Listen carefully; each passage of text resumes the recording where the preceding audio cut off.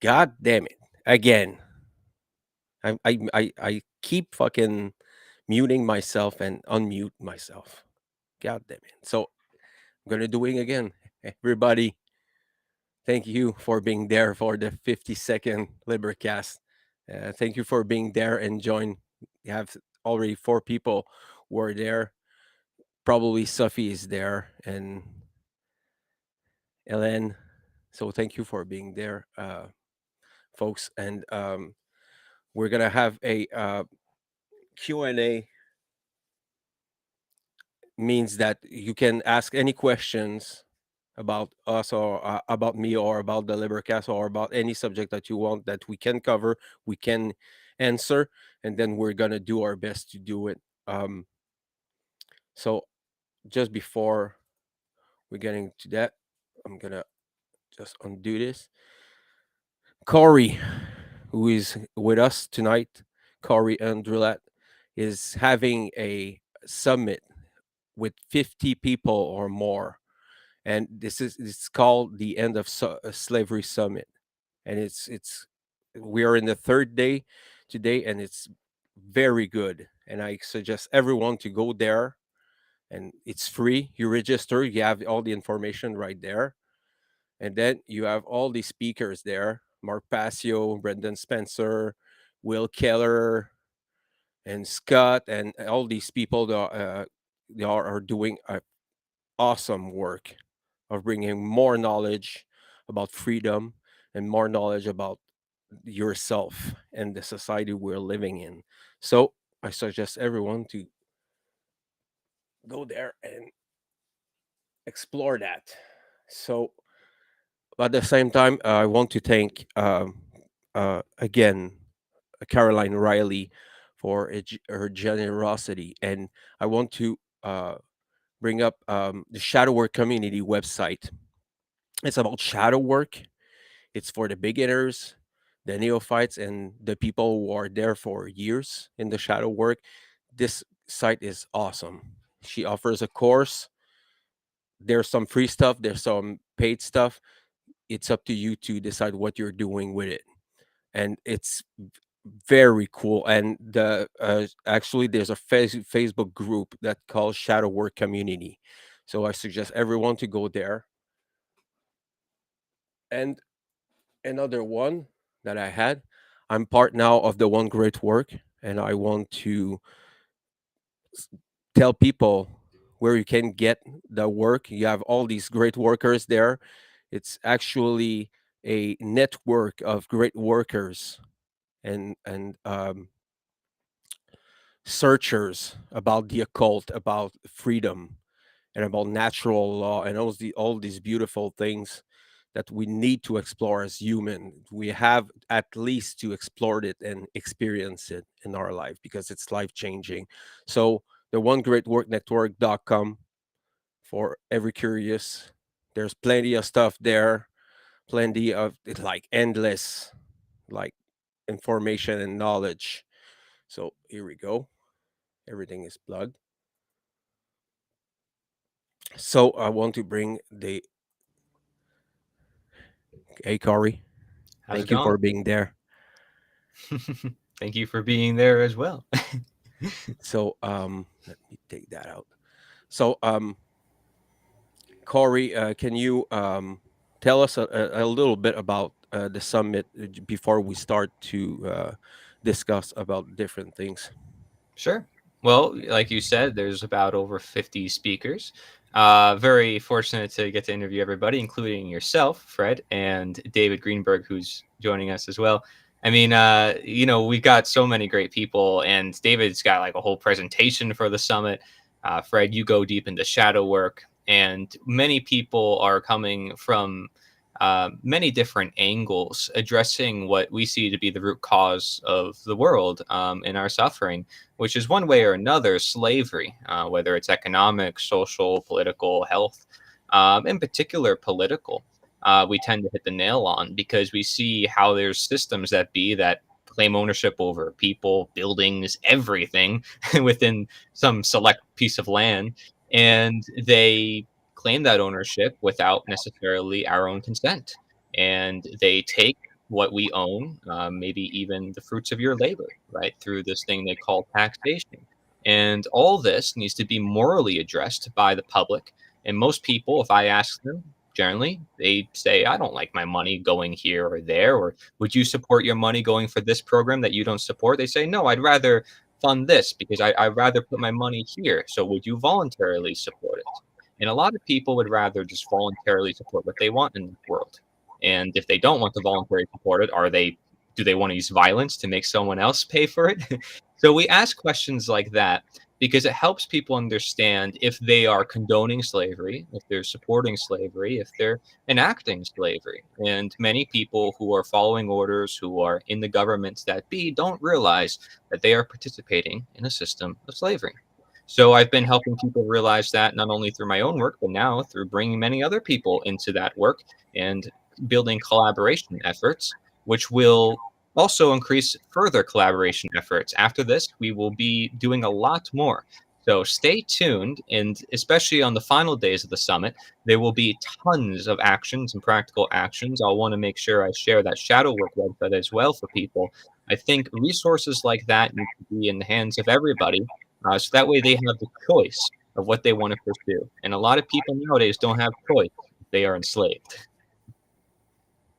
I mean, slavery has been perfected with the time. It never went away. Actually, we are still in imperialist, feudalist, uh, and slavery. Actually, though the our own countries are built upon war, so you don't have to go like that far to realize what this system is really actually. Great point. Yeah, without war, you can't really have slavery as such. We see the very first foundations of all governments being, a monopoly on violence, not just in their existing nature, but in their starting nature, having to capture people and claiming, say, well, we own this land. Sorry, we claimed it for ourselves. You have no choice but to deal with it because we said so. And maybe, over time, they've gotten a bit more sophisticated with it into where you actually think it's completely legitimate. Like, yeah, they do have the claim to my my own self ownership. They do have the claim to be responsible over something only I could be responsible for. They can, and they basically twist the whole nature of reality. Oh, it's all about lies. Yes.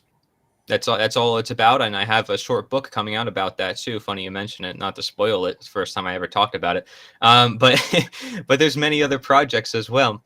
But yes, it is about that. You can say it's equally all about violence. It's equally all about control. It's equally all about manipulation, suppression, all the things that we would consider evil, or most people would consider evil. Right? It doesn't take a genius to figure it out, but the problem is people don't see it, or they think they're in denial of seeing it. Either they're ignorant of it, or they don't realize that they are directly supporting it when they, for example, vote for a politician. for when for example, they support a certain law being enacted. They say, well, I want violence done for this scenario or for that scenario, right? They're choosing Hey, for David, everyone else. how you doing, man? Hey, I'm doing great, and it's great to be back here, Fred. I think for the third time, it's great to be seeing Corey and speaking with Corey again after a while. I think honestly, the last time I spoke to Corey was when we did our when you interviewed me for the summit. So it's great to see you So, again. so do you want to talk about your works and tell us where we can find it? Sure. So my name is David Greenberg. There's nothing special about me except the fact that I was a guy who had a pretty degraded level of consciousness, like a lot of people, and I was actively enabling and supporting the system of slavery that we're talking about here, you know, both tacitly and actively, until through my own suffering and my own journey, I started to wake up progressively and started to realize certain things about myself, about the nature of reality, and decided I actually do not want to be a slave. I choose freedom, which means I also choose responsibility and all the things that come with it. I choose to don certain masks, certain hats, I should say. Maybe it is a mask, maybe it's a hat. Like I like to consider myself an artist as well as a teacher. And my project is called freedomvibe.art, which is that's the main website. And I on that website I share content that I create, my own content. I also have shared content from you. Uh, hey, Crypt Rick, how's it going, man? So he just made a shout out there. And I share content from Fred on this side, from Corey. I've shared some of your stuff as well, and I'll continue to. So it's not just about me, but obviously each of us is doing our part, and I actually very much enjoy. You know, the more I get into this work, I guess enjoy is the right word. I'm very grateful to be a part of this and to contribute, to make my own contribution. But this is something that we all can do and we all should do in our own unique way. Sure. So, let's we already talk about what I wanted to bring in. That's slavery, and I think Corey is the perfect person to talk about this because of abolitionism and for the French people, for the bilingual people. Can you just go over quickly what abolitionism and the history, so everyone can know? Well, I will say, I think it's a powerful feat to be able to speak the French language, considering the fact that I would consider the first anti-statist or the person who understood what I'm talking about with mental slavery to be French speaking. His name is Etienne de la Boétie. If you don't know who he is, look up his writing, The Discourse on Voluntary Servitude. Of course, I don't know how that is said in French, but it's originally written in French. So it would be interesting to see somebody who's French speaking check that out. There's a lot of French videos out there, no English videos. So I was like really one of the only English videos covering the guy that I did on my channel. But for people who are new to abolitionism, I like to give the definition from William Lloyd Garrison, which is it's the denial to make man the property of man. And when you claim ownership over something that another person owns, whether it's the fruits of their labor or their body directly, it's something that if we recognize any sense of property ownership, we would say, no, that belongs with that individual. Unless they voluntarily gave it to you, you don't have the right to take that person's stuff. If I ask the average person to say, hey, do you want to take someone's stuff? They're going to be like, no, it's their stuff. And then it's like, do I have the right to take your stuff? Like, no, it's the same. It's reciprocal. Now, can we give that to some group of people or millions of people who call themselves a government? And they might pause for a second, but they would have to stick to their principle. If it's wrong between you and I, it would be wrong no matter what amount of size population. Just because the majority says it does not change the nature of reality. Only I breathe for me, you breathe for you. And understanding that simple concept, as Frederick Douglass has said too, is understanding that you should abolish that which is contrary to nature, that of which is contrary to basic ideas of self ownership. which is the whole foundation to liberty to begin with, and the whole foundation to ending chattel slavery to begin with. If you do not recognize that you own yourself and everything, all your energy, all your hard work, and is from you, that's the source is from you, and all your actions stem from you. So if somebody claims ownership over your actions or the fruits of your labor, which comes from you authentically, they're indirectly claiming ownership over you. And to understand your own self-ownership is to say, I'm going to take control of my life, my resources, what I produce, and I'm going to make sure that I put it, my voice, my thoughts, my actions where I want to put them, consciously. This is the whole point of shadow work, you can say, it gets involved here. But it's all about consciousness in that sense. But frankly, it's all just about ownership. And abolitionism is just to say, let's end slavery, because we're ending something that's contrary to nature. We're ending something that is needs to be abolished, essentially. I mean, people saw back then, it's like, this is wrong, end it now. Whether it was immediatism or gradualism, some of them fought over, should it be ended now or should it be ended later? Should there be some steps on the way there? Well, they said, if right is right and wrong is wrong, it doesn't matter. We need to end it as soon as possible. They knew that by asking for immediate abolition, it would still take some time. But they knew that if they didn't stand on principle and they gave any excuse or justification toward evil, evil would grow. And evil would continue to be doing its wrong to people. So we need to stand on principle. And standing on principle, may you say, is abolitionism. Is it an ideology or is it an action? Is it a guiding principle to say, like, hey, we simply own ourselves? That's And I think there's a part there that it's missing, and that's the definition of right and wrong. I mean, if you're an abolitionist, it's because principally you already know it. But for the people who don't know, I think I think this is a crucial part there, because we are sure. this is a landslide actually. Are you able to keep your balance in the landslide? Because we're gonna get uh pressured into the society, the decision of the aggregate, the collective mindset, that is slavery and government. Because actually this is a religion, and people don't know, but they're actually worshiping death and violence. Actually, this is why I'm saying all the time that democracy is violence, because it's not a right to vote for a tyrant. Hmm. You don't have the right to do it. Yeah, so I think it's important then, yeah, we do break down the concept. And I will say, there is some feedback, I think, on David's end. I'm not sure. And if he wants to answer this, he can feel free. But I will say that I hear the feedback. Could you fix the feedback real quick? Sorry, it's just a little annoying. I just want to make sure. Um, okay, yeah. There we go. It's off. But so when it comes to defining a right versus wrong, I think you can look at it through two different perspectives, and they both lead to the same conclusion. And the reason why I say that is when, for example, Mark Pastor will say it himself. He says, a right is something that doesn't create a victim, and then the next moment he says it's something that doesn't steal. The next moment he says it doesn't create violence. The next moment he says it doesn't cause harm.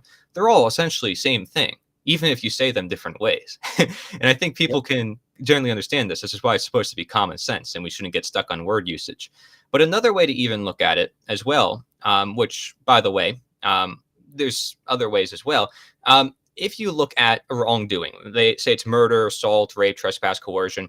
They all intertwine with each other in many different ways. For example, the lie that you should murder someone, or the lie, because you're lying to yourself, that you should do something bad to someone. There's lying involved in each one of those wrongdoings as well. But there's also just a violation of ownership which again goes back to slavery. And this is where you don't have to really use the terms right or wrong, but you still are talking about right or wrong. And right and wrong could stem from it, which is why people say it's a form of property, because it constitutes your ownership, constitutes your nature, who you are. So that would constitute what? Your ownership, because it's who you are. It's what you're born with. And this is why we say, you're born with certain rights, is because that body is somebody's body. That's who they are individually. And that was something that nature provided with them. So therefore they have it for the longest amount of time. You can say it's their natural condition, and therefore it's their natural rights. I equate natural with the term rights and different things in my philosophies. But in understanding slavery, it's about ownership. That's all it has to be. Right and wrong is part of the process, but a right would essentially be that which doesn't violate the ownership of another. And, wrong would be something that violates the ownership of another, or something that basically says you don't own you. And something that's right says you own you. I mean, because you can't undo that. It's morality based in truth, not just morality based on whim or opinion or someone's preference. It's based on truth, because I can't undo the fact that you breathe for yourself. Like, me recognizing that is simply a recognition of truth. So therefore, it must be right. Because if I say you aren't supposed to breathe for yourself, it's like, how could I stop you from breathing unless I use violence against you, number one. And number two, it's like I'd be basically claiming to be nature. So to have a power, a superpower that I didn't have, and you wouldn't be able to live, I wouldn't even be able to speak to you. So, this is where you can get deeper into philosophy, but basically everywhere you look, it's like we're basically inclined to this idea called synderesis. We have a purpose, and the world has a purpose, and it's simply understanding that which gives us our destiny. There is value inherent in nature. A lot of people would say there isn't. But based on understanding ownership and based on having any sense of empathy, any sense of morality, you would come to that conclusion. Science and atheism and the modern philosophy is really attempting to destroy that by all means necessary. Mm-hmm. And synderesis actually tears it all apart when people actually understand what I mean by that term. David, you want to add something? Sure. I wrote down a few things while Corey was speaking, and hopefully you're not getting a feedback. I didn't write that down, but one of the things I did write down was self-responsibility, because as Corey was talking, I kept thinking, well, there's a feedback loop here, not in terms of microphone feedback, but in terms of the self as a reflection of what's going on in the world around us. And so when we talk about slavery versus freedom, there has to be something that comes before that, which is the desire to be free. And then we have to ask ourselves, well, what is the desire to be free? Why do I want to be free? What does that actually entail? And what do I have to do? What is the price that I have to pay in order to be free? Right? Because we've already been given the gift of free will, but we abuse it. We abuse it. We basically use our consent in ways that actually harm ourselves. So self-responsibility is a big part of it. That's something I've talked about in my work and will continue to, and it's very personal. I can speak about it from firsthand experience because I was the kind of guy, and listen, if this, those of you who are listening, see if this doesn't resonate for you. For a large part of my life, I was the kind of guy that I wasn't willing to take responsibility for myself and my actions, even in the small scale. So how in the world could I expect to be free if I'm not even willing to accept that responsibility? So this is the precursor to complete freedom, is now we say, okay, I am the master of myself. I am fully responsible for my actions. I can't lie to myself about it anymore. I can't brush anything under the carpet. I can't pretend. I can't magically think myself out of these situations, including what I've already done, the mistakes, because we're all going to make mistakes, right? So the first step to freedom, even before the externalization of it, is taking full ownership of self. And I think once we're able to really start to embody that, then all the other things step into place, because, of course, if I'm fully responsible, for myself, then you are fully responsible for yourself. By extension, that person over there is fully responsible for themselves. I'm not responsible for them. And it just becomes a very natural extension that we would expect each person to take ownership of themselves, and we would not encroach on that, just like we wouldn't expect anyone to encroach on us. So yeah, so that's a very good point. One of the comments there is people there's a lot of talk about freedom, freedom, freedom, but people don't understand that the price for freedom is that responsibility. It is taking full ownership of that free will that you already have. We already got it. That was the gift. Then it's like, what do we do with it? So that was kind of what I wanted to add, is that that's very important that people get that, start to really embody that sense of self ownership. Uh, You want yeah, to add sure. something? Corey? No, I just wanted to mention. I think that's a great point. Responsibility, of course, is definitely a precursor to ownership. If you're going to own anything and you want to prove that you own something, what's the best way to prove it other than like, yeah, I own it because it has my name on it. I was responsible enough to show that, or I was responsible enough to clean my car, to keep it in good condition so I can maintain my ownership over it. Otherwise, I don't have ownership over it because the car's broken, so that type of thing.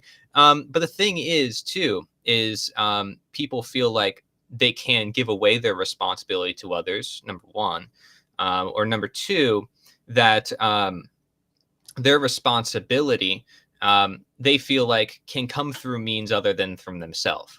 And frankly, it can't be. There, you can help other people be responsible, and you're probably not going to help them be responsible by imposing your will on them or saying, "Oh, for the greater good, we got to impose our will on these people for these people." It's not going to really help, obviously. By any sense of logic, it's just like, no, it doesn't make sense, because now you're like not encouraging them to be responsible, you're forcing them to be responsible, which doesn't really help them be genuinely responsible. They're living a life they don't want to live. So people have to get to that point and stage through teaching, through education, through personal work, shadow work, and all that stuff that we talk about.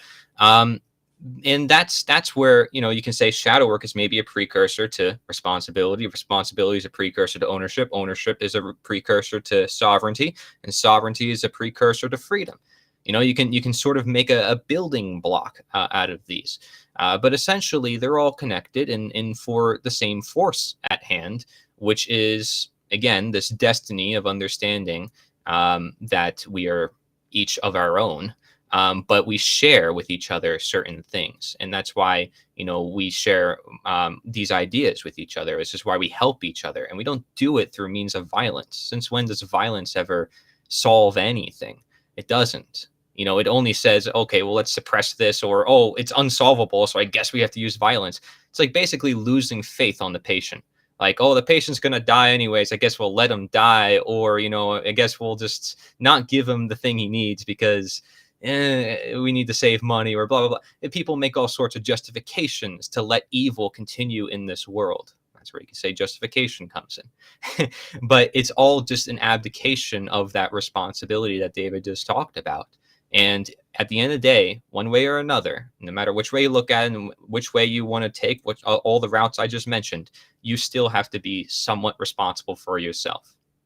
That's it. And there's always a psychological context to slavery, and because slavery now is only a boundless. There's no they don't need force anymore. They don't need violence anymore. All they need to do is to devalue your sense of self-worth. And I want to bring up because uh, this beautiful, this is the French edition of The End of Evil of Jeremy Locke, and I'm giving them away.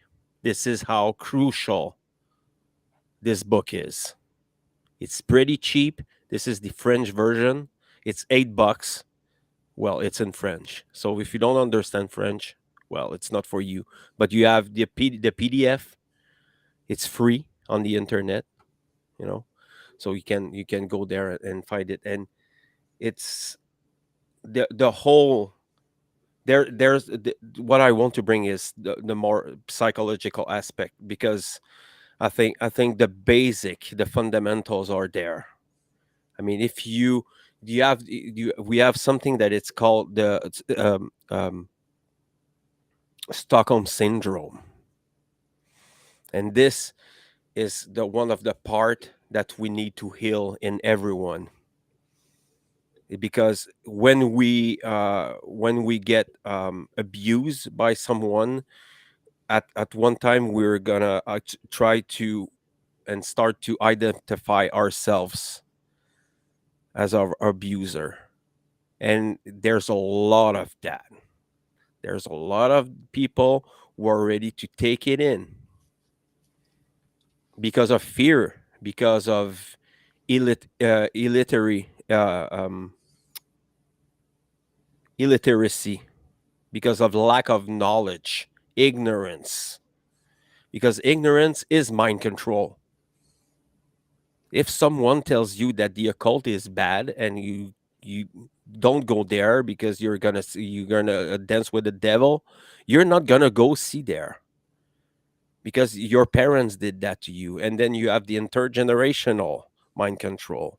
Your parents were slaves, wage slaves, like my parents, and these people indoctrinate us and their children into this slavery, into this shackleless slavery system.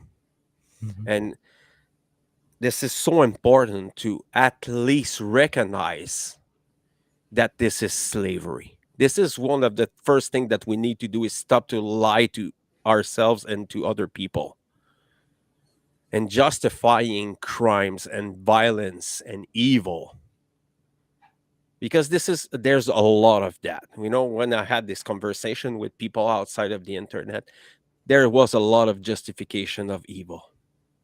And I was telling them, how can you fucking justify evil? Because and you have these glossy eyes, these fluoride stares, like Brendan says, you know, and they cannot have any conversation because they don't have the knowledge, they don't have the care. So if you don't have both of these things, Yeah. you're not gonna go and see and look into the darkness and the darkest corners of yourself and reality and culture, because people like it. Oh, culture is so important. Yeah, for brainwashing you, yes, it's important. Yeah. In culture, there's the word cult. You can say that people are going to also make justifications like there's always going to be culture. There's always going to be. It's not. They don't get the point of what we're trying to say, right? There's people who will make justifications saying things like that when they know it's like, what do you mean? Like most of us haven't even lived past 100. The trees have lived longer than most of us to experience and know more about this world than us.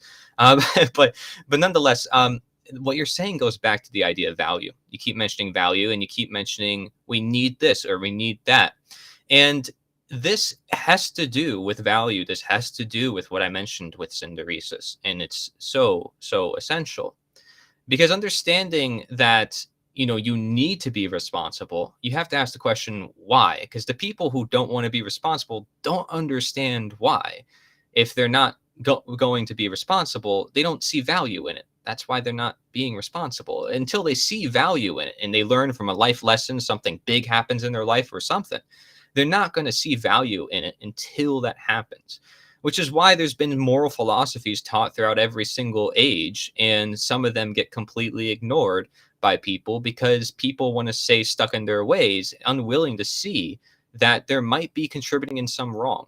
So that's one of the best things to do then is ask questions on each individual, because if every individual inherently has value, especially as that book, The End of All Evil states, we all have inherent value. Which, by the way, goes against like all modern philosophy, which wants to destroy value, like I said, and I can prove that through different methods that they use. If we have inherent value, it's about bringing that out of people, and you'll see it in them. I mean, look at the art they create. Look at the beauty that's in them, in their soul. But no, you can't prove beauty. You can't prove love through science. And that's the thing, is people have a very mechanical worldview that they can't see a value in life or in what they do. And so it's very important. But yet, if you ask them enough questions, you'll find out they value their family, they value themselves, they value certain things in their life. So it's about reaching to that individual, because somebody always values something, and somebody's always got a purpose for something. Even if they don't think nature has purpose, everything still happens for a purpose. Doesn't mean it has a certain predetermined end, right? Because we have to work with the world, but it's a matter of understanding that we can definitely help our lives. We have a lot of power over our lives. We're not powerless, and we can definitely change the lives of people. And we're demonstrating that by me even putting together this event. It's helped me within my own life. It's helped a lot of people connect with each other who otherwise wouldn't have met. And I do the same thing in real life. And by simply taking simple efforts where people are allowed to express themselves, people see value in that, because that's how they see that there's a lack of value, is when they start to see value. It's like, wow, there's a beautiful painting or this new music, and now I have some sense of meaning in my life, because meaning and value go hand in hand. So it's these ideas are really old, based in like some of the oldest forms of philosophy. The philosophers that all died to their own governments, didn't like them educating the people. But those are the types of philosophies that we're bringing back. We're honestly bringing back the simple idea of like respect others, virtues. I mean, that's it. It's not hard to ask for. Just people are living in hypocrisy, because they're condoning it in ways that they don't imagine, they don't realize, through government in particular. So some people will say, "Oh, it's bad, it's evil, government." But I have to go vote. Necessary This is evil. my civil duty. You know, Yeah. it's Necessary evil. So why, crazy. when people say necessary evil, I ask them, what evil is necessary? Why do you put the two words together? Why would you call it evil? If you recognize it's evil, you wouldn't recognize it's evil unless it's something you don't want. Is it not? Like, evil inherently means something that you do not want. So like, why would you say it's necessary on top of something you don't want? So necessary, something I do not want. Huh? Necessary, unnecessary. Does that make any sense to people? They don't evaluate their own logic. It's really simple, but all you got to do is ask questions. That's it. Socratic method is effective. Somebody said on your Facebook thing, and that's it. It's so effective. I mean, it's the way to handle things. It's how Larkin Rose does it with Candles in the Dark. But the reason why is because it confronts individual honesty, and this will be in my little writing. You guys will probably like. But it's you don't have to be honest while being blunt. You don't have to tell someone to their face, be angry at them in order to be honest. And you don't also have to imagine a fairy tale world. In order to lie, like for example, Christmas, right? I mean, religions that people have nowadays. I'm not against Christmas, but you don't have to teach someone a lie in order for them to imagine. You can still be honest with them, and they can still have imagination. Because what will happen as they get older, if they stick by this lie of an imagination, their imagination dies once they find out the lie is a lie. And you don't want that to happen, because now there goes the value, there goes the meaning. Because that is where it comes from. It comes from authenticity. That's why we have value. It's because we're all unique. I can't do what you do, and you have unique experiences that I don't. That's why I can learn from you, and you can learn from me. That's why anything in the marketplace has value if it's something that isn't currently in the marketplace, or something that is going to help the current marketplace, something that's outside the current box or paradigm of the marketplace. And you can apply it to the market the same way you do with human psychology. If you're introducing new ideas for people, they're going to be like, I don't know about that, until it's actually in circulation. Then they start to accept it. Yeah, um, and it's important for the people who are listening to this now or new to these concepts to realize that there's only one currency, and that's your time. And this is this precious energy that they extract from you. To push their fucking agenda forth. You know, we all know it. We all know their agendas. You know, it's not by describing all the time the walls of the prisons that there's gonna be evolution. We have to outgrow, outsmart this system, and it's simple. It's very, very simple. The truth is always simple. It's not easy to hear it sometime, most of the time, but it's simple. And it's all about care. Everything is about care. How much care you how much attention you're putting in your work. Like Mark Passio says in his presentations about the dark occultists. They have this care, but it's not the same care as we're talking about. It's dark care. They want to exploit and abuse people for their own sake, for their own goal and agendas. I will Magi's say, like Marpasio and um, Jordan Maxwell and Michael Tessarian, they sacrificed their life to bring us knowledge, precious knowledge about ancient psychology and sociology and politics, to show us, to expose us this world, because it's not by ignoring all the evil that happens that it's gonna solve everything. We have to go and dive right into it. After that, when you know how they deal with it, what the tools they're using it, you this is there. The key is there. It's knowledge of, know your enemy, know your adversaries. You know, be close to them, not too close, but enough to be able to observe them, and they're cunning and cruel. They will destroy everything. If yeah, they see you, if they pinpoint you and they want your fucking life, they're gonna take it. They're not gonna obligatory take your little life. They're gonna take everything around you, your money, your reputation, your job, your house, everything that is fundamental needs. They're gonna attack them, and they're and I gonna hope throw not. you into a hole, and they're gonna throw you or in the streets. I hope not, Fred. I'll be honest. We're using the word they a lot here. I don't like to separate ourselves from these people because they're just people like you and I. And I get they don't care. I get they don't have aspects that make them essentially human or humane. That's where the word comes from. But at the end of the day, if we don't have faith in them to heal and we don't give them the chance to heal, we're basically feeding into their game that they I'm not want us to I'm play. not like them at all. Now, You know, good. my mind, it's not there. Yeah. I don't I don't like like to them. say they. That's I all. don't want them around me. Yeah. They're fucking dangerous. They're Mm. dangerous for themselves and for the people around them. And I'm not talking always about the politicians. Mm-hmm.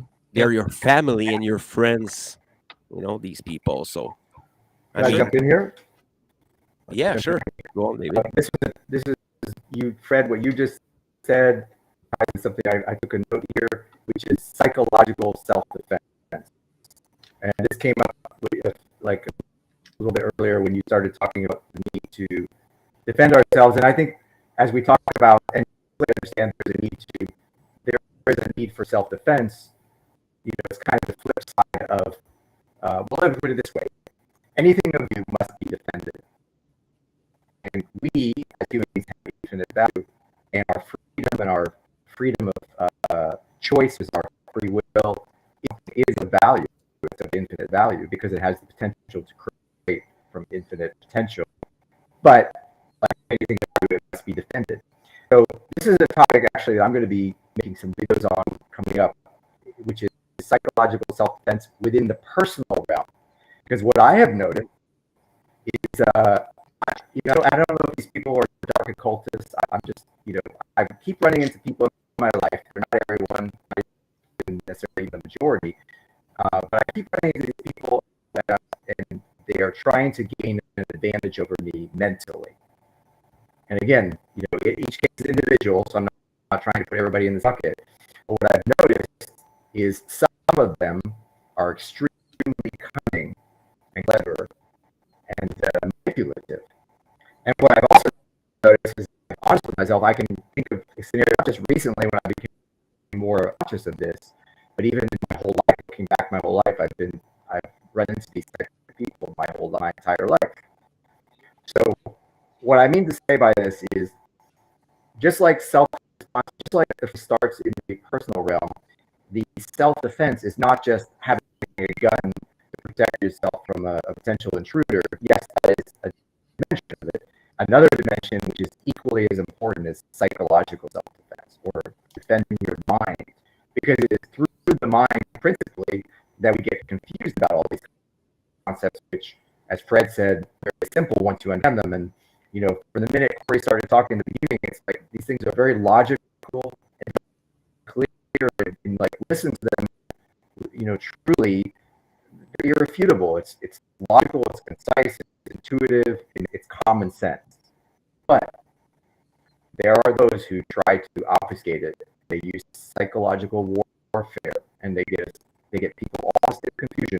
And it happens even in the one-to-one realm. You who's watching this, I'd be shocked if this didn't happen. It is in you all the time. From time to time, people are going to walk into your life, and they're going to try to take advantage of you. It's going to happen all the time. Mm-hmm. The starting point of freedom also starts with your ability to say no and to defend yourself mentally against these intrusions, regardless of the reason why. It's not even your job to figure out why they're doing it. It's not your job. Your job is to defend your mind and your psychology. So this is a very important topic. I just wanted to mention that because I think it dovetails into comments that both you guys were talking about earlier. And people, in order to be free, are going to need paying more attention to their interactions with people around them, and creating more of a boundary when necessary. When people start, implanting their mental viruses into your mind, and it can happen in subtle ways, or it can happen in very overt ways. Again, I'll probably share some stories on upcoming videos that I'll create about just the incredible level of coercion and some deception that individuals have wielded against me, directly against me personally. So this is something I think people need to pay attention to, because it's as important. If you can't defend your mind against someone, you're sure as hell not going to be able to defend. You're not going to be a part of the defense of humanity against being an enslaved. And I mean, I would like to have dark occultists on the podcast. They don't like to be exposed. They don't like to expose themselves. Yeah. They don't like this at all. At all. Yeah. There's a lot of dynamics to this, and I think you can tie in non-resistance well into self-defense as well, in the whole idea of questioning and honesty and yourself as part of this process. Because a lot of what we do when we talk to a lot of other people is we might look away from ourselves because we want to help someone else, but we got to keep in mind that authentically, honestly, you belong with your own mind. And so you could only help someone so much on the process to truth. They have to be the one to still help themselves. The same way we said before, as only they can be responsible for themselves. Well, they're responsible for finding the truth if they want to live on in the truth, which is reality, nature, and right, as I correlate these terms together. Not a lot of people do this, but it's because it's a fundamental philosophy. Now, care is important, but what is the precursor to care? It is our nature to be able to care. Now, I talk about nature as the answer. If I were to really bring that into the discussion, which I don't often when it comes to slavery, depends, right? Technically, I'm always talking about some sort of nature, whether I'm talking about slavery or this person or that person, this act, that act. But if I were to look at nature as a concept, as a fundamental, it is the precursor to care, just as much as care would go back to nature if you want to align to what is already here. And that's why you say, hey, I'm born with birthrights. Now I have to exercise them. How do I exercise them? Well, I got to learn and practice. And just like a body part, you have to exercise it, and it might have to go through some pains, it might have to go through some effort. Same thing with your rights, which again constitutes your nature, and therefore you have to work upon it, recognize it's there if you're going to work upon it, and you'll see its value. And so that's I think, just wanted to tie that into what you talked about with care, because there's always perspectives and more you can add to these layers, although they're very simple from the outlook. I can always delve deeper, and because all of us here, probably, we've looked into these concepts and we already have the simple understanding, we can now go even deeper and find out all the other aspects of it. We don't want to get too wrapped in the details, okay, because there's still a lot of people who don't know the basics, but nonetheless, it does help to mention, because some people have a lot of crazy life experiences and they're down in the deeps and they need to find their way all the way back up.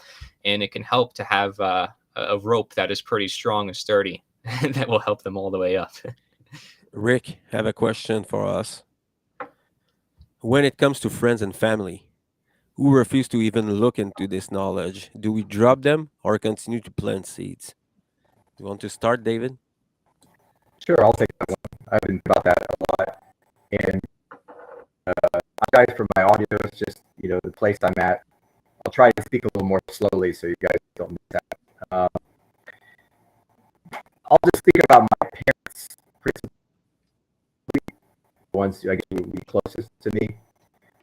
I have concluded that I don't try to spend a lot of feeling on them. The way they've acted has actually held me back in a lot of ways for my development. But it's not a blame game. I've been very close to, until recently, close to hearing things. So I don't really make much of that with them individually. However, they're aware of the work that I do, and actually they watch videos. So the approach I've taken is I'm focused on people who really want to cover the ride first. We all have focus, as Fred was alluding earlier, our time and attention, which are our true valuable currencies. What I'd rather do is just keep doing my thing, not be afraid, not be worried about what people think, including my parents. And then if they want to come along for the ride and be supportive, that's great. And actually, interestingly enough, I don't expect it, but I'm seeing them start to get certain things that I didn't even think they would be able to get. And I'm seeing them start to even comment on the videos that I create, which tells me they're actually watching them. So I think, there is if you just stay focused on what's most important. Yes, there's this idea that family is so important, but if your family will hold you back, they're not the priority. The priority is truth, and the family can decide want to come along for that or not. So that's kind of my perspective on it. Corey.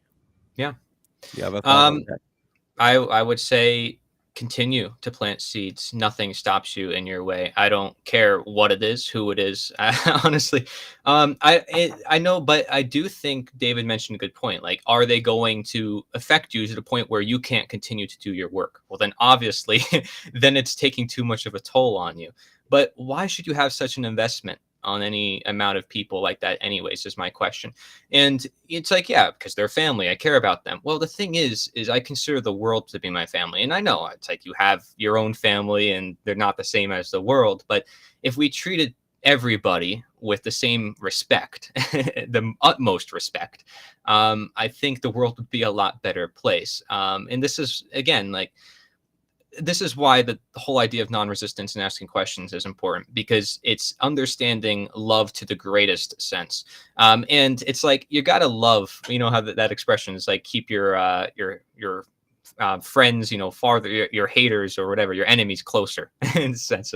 But it's like, you don't want to run away from your enemies. It's like, you want to confront them. It's like your shadow work, right? It's like, you want to confront the shadow.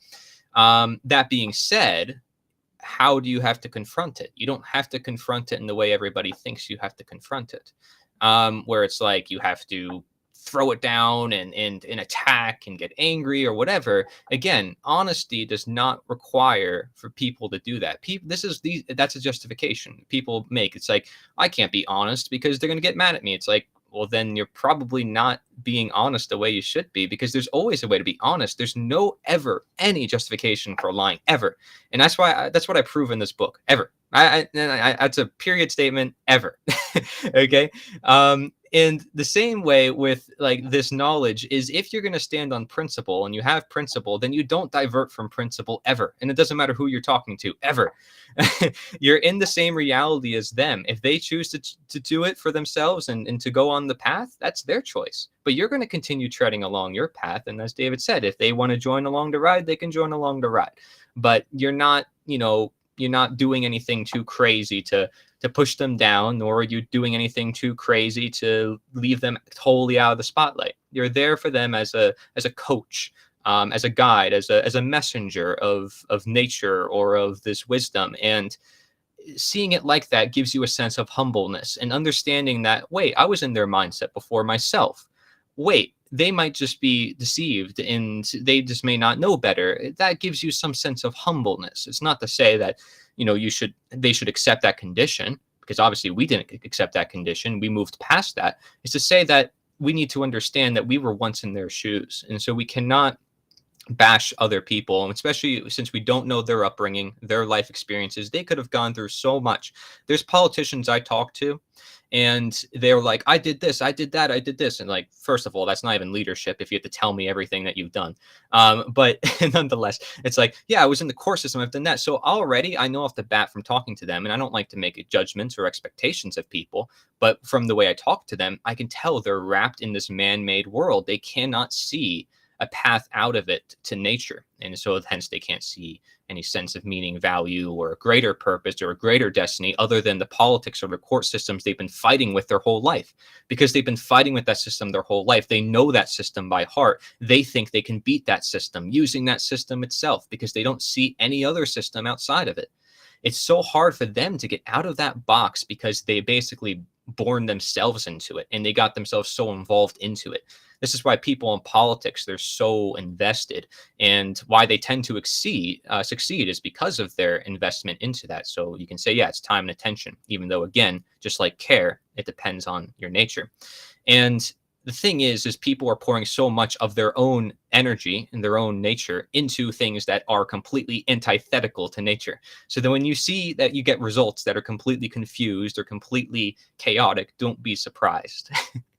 And so my answer to the question is, stick with your path and don't worry about what people think about you. You got to stick with it. Haters are going to hate, and that goes for online or in person.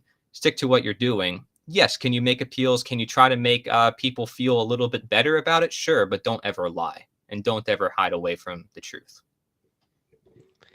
I want to tell you guys, I'm not like that at all. I lost many friends. I lost contact. I decided to cut off myself from a lot of my relatives because of that. Because I mean, it's not because I don't want to. I wouldn't do the podcast, and I wouldn't be on the One Great Work movement, and I didn't care about truth and telling people. Yeah. It's not about that. I'm not talking about that. I'm talking about confrontation. Okay, when you hear someone saying stupid things, you have to tell them that it's stupid or evil. Depends on how you do it. You don't have to This lie. is I'm this you should not fucking keep your word. If you see someone doing evil things, evil deeds, if you're seeing people supporting, you have to tell them that they're supporting evil. There's no gray zones when I you talk agree. about truth. When you talk about right and wrong, is it right or is it wrong? And you have to tell them What's the definition of wrong? What their definition of right is? What is evil? What is good? Because there's a definition, and you have to confront people all the time. Yeah. My family, my friends. I don't have much friends now because of the path I choose. Because telling truth doesn't bring you friends. Confronting people using discernment, using judgment for the good part doesn't bring you friends. Nobody around me and in my relative never said anything to counter what I said. Nobody. You know why? Because they're cowards. You know, you I'm I'm this is the difference between philosophers that philosophers are not always right, and this reality is not always all pink. If I tolerate, if we all tolerate like that, any actions that leads to wrong, to evil, to harm, if we're tolerating it, we are partaking with evil. There's no way to justify silence. I agree, and honesty does not mean silence either. Another like people It's, make that assumption, I but mean, I mean, I try to do the soft way, the gentle way. Doesn't work. This is what yeah. you So here's the thing: planting seeds. the It's not reason. all. Yeah, go on. Sorry, I know that you're sort of like contradicting some of the things I've said, and I think this is valuable though. You and I having this talk, and you and I, we're both respectful about it, so it doesn't really matter. The thing is that I look at it from a medicinal point of view. And if I were to heal someone's body the same ways, like I can just say straight up to them, don't eat that. But they need to learn. And the point is that the reason why questions work is because you don't have to tell them what is right and wrong. You can bring it out of them where they ask you and you then give it to them as the response. But you're never at any point in time lying to them.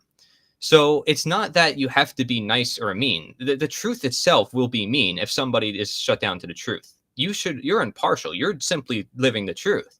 I mean, you're a being. By being, you are the truth, right? Like you're just living your life.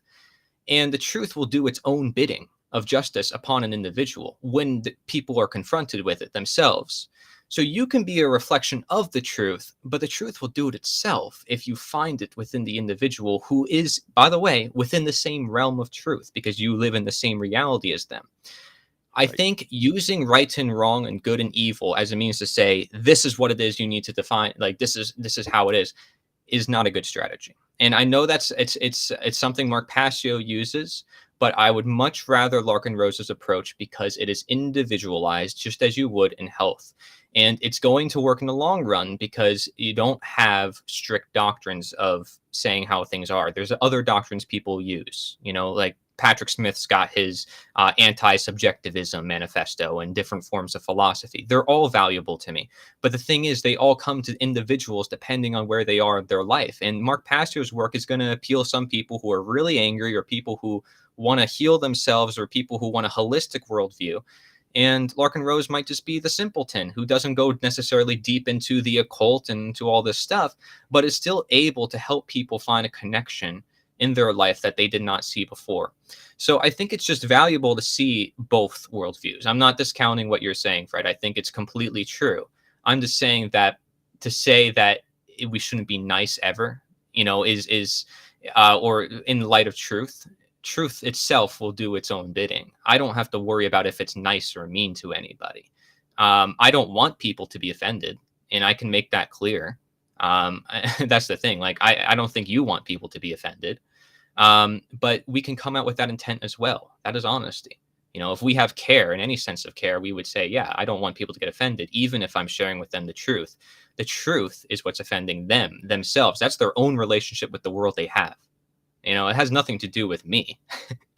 I'm just there as a messenger saying, here, this is where it is. Like, this is who you are, right? Well, So it has everything to do with you actually. It's because you don't realize it. As that above, so below. that The would make it principle of subjective. correspondence. Yeah, but us as individuals, and David's right, he's like watching us like, I have so many thoughts to share. The thing is, yeah, we have a relationship with our world, and the thing is that every individual generally thinks that they're right or on the right track, and that's what tends to be dangerous. But at the same time, people are not that stupid, and people have the ability to reason. Now, arguably, some people will be like, yeah, they're kind of stupid. but but again, making a judgment of somebody that we don't know, somebody who isn't us, is that honest to make a judgment of somebody you don't know? Or you say, oh, well, I'm making the judgment based on this, based on that. You still aren't them. The point is, questions are the most effective because you're seeking it from them. And if you think they can come to the same conclusion as you, then how did you come to that conclusion? Through asking yourself those questions, through confronting the truth through yourself through those same questions. So I really think that questions are the path toward that process. I'm not judging when Yeah, I'm talking to people, and I usually I'm very passionate. I'm not angry. I'm very passionate. I'm talking like louder, and my words are getting vitriolic at the time, but um, for I'm not presentations and judging. I'm stuff. not Yeah. judging the character or the personalities of people. I'm attacking their belief. Hmm. This is the difference between this is we're not I don't want to get the people separated. We're doing the great work because we want everybody to stand on the same page. But essentially, there's humans around us. There's some brothers and sisters who will chronically refuse to hear the truth. And there's nothing you can do but seeding truth, seeding knowledge. And there's some part, and I agree 100% with you, Corey, that truth will do the job by its own. I agree with that 100%. But nobody's telling them the truth, you know, and for the people who are not like, and we're telling like truth and morality and things like that, but there's a real truth. There's a discoverable truth, and it's very simple. But you have to be honest with yourself and honest with nature and honest with the people around you. You know, we're talking about slavery because we care about people. We wouldn't talk about this if we didn't care, and we did it for our own, you know, Mhm. means, for our own deeds, you know. So I enjoy always, all the time, these conversations. You know, this is Yeah. why I admire your work, Corey. You have a very important work, a word. Your great work is very important for the people because you have this talent for simplifying and wording the things together for it to be understandable for most people. We all And have to I practice. Yeah. appreciate your work. It's very important, and the summit for now is awesome. And all the speakers for now, and all the ones that coming, it's gonna be. It's And great. I suggest everyone to get back. They I'm deserve the going. credit, not me. They're the speakers, I'll be honest. Yeah, you organized it. You know, it's your time. It's your Sure, but currency, so you deserve some reconnaissance. You know. everybody does. um, but yeah, no, and our disagreement it's not even a disagreement. It's really just a different perspective on things. Yes, Like absolutely. I would argue, anger can be a very powerful force, as we've seen throughout Hmm. history, and as Mark has brought in so many people through the network through his use of anger, and he has a whole presentation dedicated to it. I think it's great for presentations. Is it good for one-on-one interactions? Maybe not so much. You can yell at somebody and it's like, wake up. And it's like, they're still not going to wake up unless they go through a personal truth discovery process and still confront that shadow. So, but yeah, that's a process. But I think getting them to that point, I'm I'm gonna use questions to the most of my ability, and I'd be interested to hear David and how he likes to approach it. But I've talked to so many politicians and stuff, and it's like I just they're probably one of the hardest crowds, as you can imagine, to talk to about this knowledge, since I'm saying slavery is directly correlated with politics. But yeah, questions actually work for them too, believe it or not. They have a very hard time navigating it, and they say things to me like, "Oh, I never thought about that. Oh, I know," and that's how you sort of know that you're on the right track. And they may not follow through. They may not go through all the material still, even after saying that. But you've done your best, and you didn't throw them away. They're not going to be an enemy. You're not going to do something crazy. Because let's be honest, we live in a world where somebody can do something crazy. Now I know you shouldn't have a fear of what people should do, but generally speaking, I want to be here as friends with everybody, because it's everybody I'm trying to free.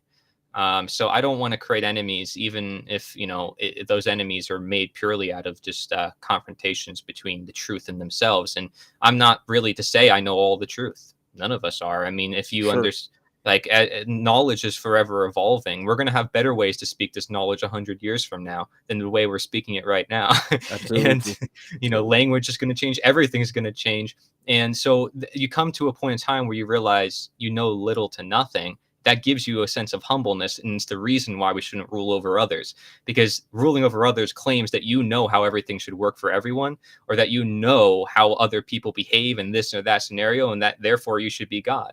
And so abdicating the fact that we are God or nature and have it all figured out is a sense of humbleness, which I know some people who say, no, you shouldn't be humble. You should just be, out there and speak the truth. But it's like, again, like, all these ideas exist for a reason. And this is why Aristotle had like a whole list of virtues, because they all connect with each other, just the way all those wrongdoings connect with each other.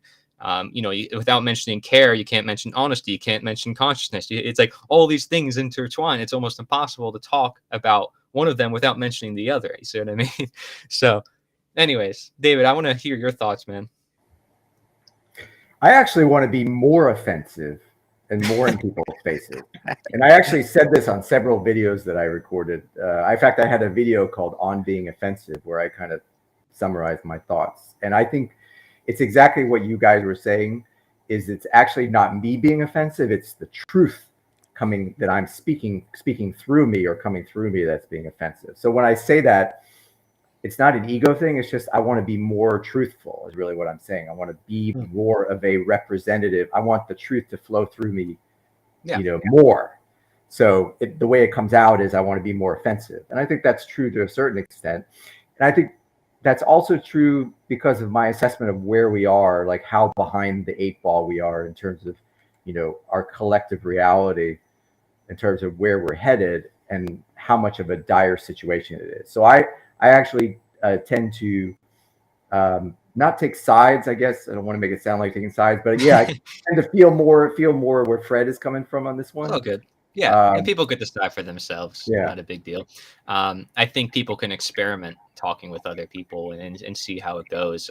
But ultimately, as long as they're not lying, that's all that matters to me. You know what I mean? I hope to you guys too. It's like, as long as you're not promoting slavery, I think we're pretty much on the good path toward promoting truth, especially when there's a lot of people who won't promote truth at all or won't even try any efforts at all. So Yeah, I mean, there's an endless different ways that we can like approach things. mhm. It's a more psychological aspect. We don't have to dig into this tonight, but it's coming. I'm gonna talk a little bit more about mind control and things like that, because essentially the LIBERcast is about mind control, Mhm. um, and slavery is mind control. So we don't have the shackles anymore. We don't have the balls and chain anymore.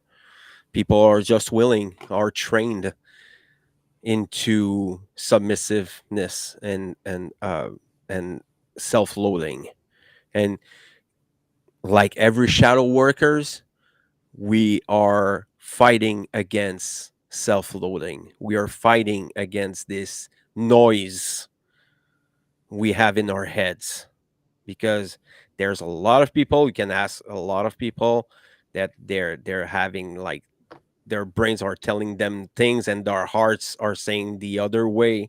It's there's no synchronicity between the heart and the mind. And I think that one of the solution, and I brought that, I tried to bring that a better way into the summit with Corey. I tried my best because of my first language is French, so I'm evolving every day.